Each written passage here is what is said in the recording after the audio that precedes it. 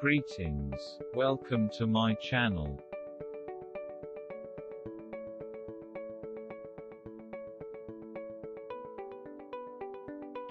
Tag question for practice part 10.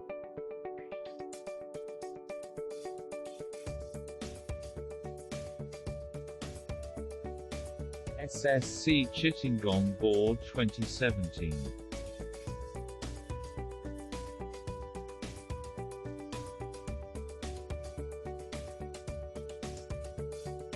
Fishes can swim, can't they? Once our rivers abounded with fishes, didn't it? But at present the water of most of the rivers has been polluted, doesn't it? So there is scarcity of fish, isn't there? We must take measures to protect the rivers from being polluted, mustn't we?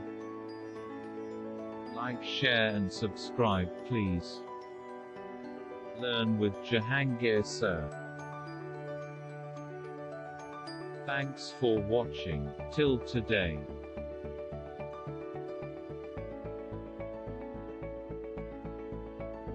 Jahangir Alam, teacher, UCEP Bangladesh.